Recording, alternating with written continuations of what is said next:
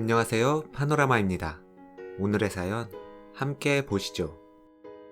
안녕하세요, 아이 하나 키우고 있는 아줌마입니다. 제목 그대로 시댁과 인연을 끊은 후 시아버지께서 많이 편찮으시다는 연락을 받고 어찌해야 할지 잠이 오지 않아 이렇게 글을 씁니다. 현명한 조언을 얻고자 이렇게 글을 쓰는데 어디서부터 시작해야 할지도 모르겠네요. 결혼 후 크고 작은 갈등들을 겪으며 시댁과의 인연을 끊은 지도 1년이 넘었습니다. 너무도 많은 일이 있었던지라 글로 다 적자니 끝이 없을 것 같아 사정을 좀 이해하실 수 있도록 몇 가지만 적겠습니다. 저는 부모님이 안 계십니다. 형제자매도 없습니다. 부모님은 제가 어릴 적 교통사고로 두 분이 한나란시 세상을 떠나셨고 하나뿐이던 오빠도 위암으로 이른 나이에 부모님 곁으로 갔습니다. 21살의 나이에 세상에 혼자 남겨진 저는 제 피부치가 남기고 간 보험금으로 학교를 다니고 공부를 하고 그렇게 살았습니다. 같은 회사에 다니던 신우의 소개로 남편을 만나게 되었고 다시 태어나도 남편과 결혼하고 싶을 만큼 좋은 사람입니다. 신우 역시 시댁과 연락조차 하지 않는 지금까지도 친구처럼 자매처럼 서로 의지하고 아끼며 지내고 있습니다. 시아버지께서는 결혼 승낙을 받으러 간 자리에서 제 이야기를 들으시고는 제 손을 잡아주시며 이제부터 내 셋째 딸로 살라고 말씀해 주셨고 글로는 이루다 적을 수 없을 만큼 큰 사랑을 주셨습니다.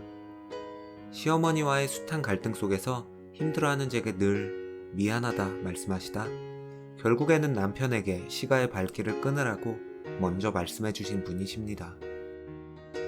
시어머니께서는 처음 뵈었을 때 이미 사이가 틀어졌던 것으로 기억합니다. 이런저런 이유들이 많았지만 결국은 제가 고아라는 것 때문에 결혼을 탐탁치 않게 생각하셨고 결혼 후에는 그 갈등이 더욱 심해졌습니다. 시어머니께서 쏟아내신 말씀들은 지금 생각해도 참 아픕니다. 지 가족 잡아먹은 년이 내 아들이라고 못 잡아먹겠냐 하신 적도 있고 가족 피 묻은 돈으로 공부했다고 표현하신 분이니 더 덧붙이지 않아도 어느 정도의 수위인지 대충 짐작하실 거라 생각합니다. 그런 일이 있을 때마다 남편, 신우, 시아버지 가릴 것 없이 시어머니께 가차없이 대해왔습니다. 지금 생각해보면 그래서 더 시어머니께서는 제가 미우셨을지도 모른다는 생각이 드네요. 시댁과의 인연을 끊게 된 것은 아이 문제 때문이었습니다. 저는 알레르기 때문에 게를 먹지 못합니다. 익힌 게는 상관이 없지만 생게를 먹지 못하기 때문에 게장을 먹으면 안 됩니다. 조금 먹었을 때는 입주변과 입안, 목구멍이 간지럽고 많이 먹게 되면 호흡곤란을 일으킵니다. 시어머니께서는 음식에 대한 알레르기가 없으신 분이라 제가 게장을 먹지 못하는 것에 대해 이해를 못하셨고 게장을 먹기 싫어하는 거짓말이라고 생각하시는 듯 했습니다. 저희 부부가 맞벌이를 하다 보니 아이를 어린이집에 보내는데 아이가 감기에 걸려 어린이집을 보내지 못해 불가피하게 시댁에 맡겨야 하는 상황이 생겼습니다. 당시 아이는 돌이 조금 지났었고 유아식을 먹이고 있을 때였습니다. 회사에 사정을 말하고 오후 반차를 내 시댁에 가보니 아이 입주변이 벌겋게 부어있고 아이 숨소리가 이상해 여쭤보니 시어머니께서 아이에게 게장을 먹이셨답니다. 시아버지께서는 당시 집에 계시지 않았습니다. 아이 반응을 보니 알레르기 반응인 것 같아 시어머니께 뭐라 말할 새도 없이 바로 아이를 병원으로 데려갔습니다. 역시나 알레르기 반응이더라고요. 의사선생님 말씀이 게장을 먹기엔 아직 이르다고 설명도 해주셨습니다.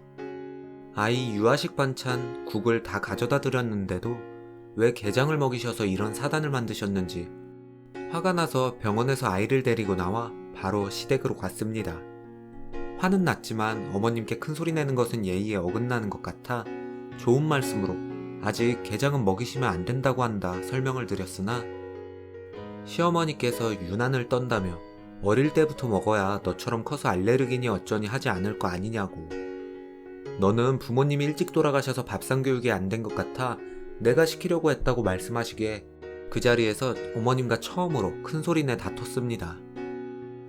다툼 끝에 화가 나신 시어머니께서 식탁에 있던 유리컵을 제 쪽으로 집어 던지셨고 아이를 안은 채 어머님께 머리채를 잡혀 방 안을 끌려다니느라 깨진 유리 파편들을 밟아 양쪽 발이 다 찢어지기까지 했습니다.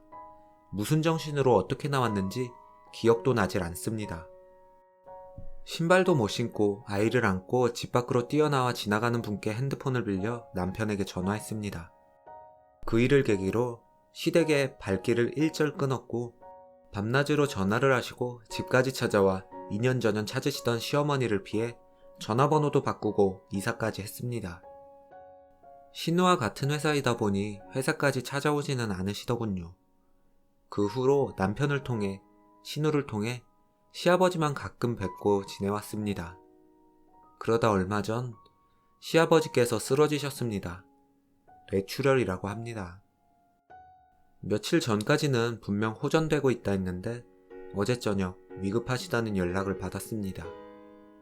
남편은 시어머니와 제가 마주치는 것을 원치 않는다며 혼자 다녀오겠다며 나갔고 신우도 오지 말라 합니다. 저는 뜬 눈으로 밤을 지새웠습니다. 이 위급한 상황에도 시어머니를 뵙고 싶지 않은 옹졸하고 못된 마음 때문에 저는 아버님을 뵈러 가야 하는지 고민을 하고 있습니다. 그렇게 큰 사랑을 받아놓고도 사람이 이렇게 못되었습니다.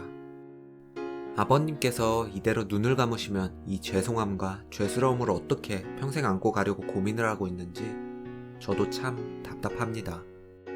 어떻게 하는 게 좋을까요? 동생이라 생각하시고 언니라 생각하시고 현명한 답변 부탁드립니다. 이어서 베스트 댓글이 있습니다. 최대한 남편 신우와 상의해서 심호없는 시간 만들어서 잠시 뵙고 오는 게 좋을 듯 하네요. 마주치게 되더라도 심호, 투명인가 취급하세요. 당연히 뵈러 가야지요. 시어머니 안 마주칠 방법이야 만들면 되는 거고요. 남편이나 신우가 잠시 교대해주고 어머니는 집에 가서 한숨 주무시고 나오라고 하고 그 사이 다녀오세요. 오늘의 사연은 여기까지입니다. 여러분의 생각을 댓글로 남겨주세요. 오늘도 당신의 하루가 행복했으면 좋겠습니다. 파노라마였습니다.